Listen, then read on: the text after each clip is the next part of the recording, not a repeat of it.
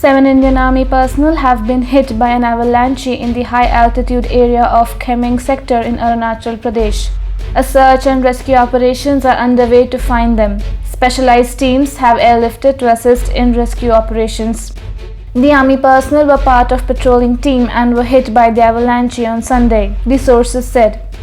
The area has been witnessing inclement weather with heavy snowfall since the last few days, the sources added. Patrolling in high-altitude areas in the winter months can be tricky, and the army has lost soldiers in such incidents earlier.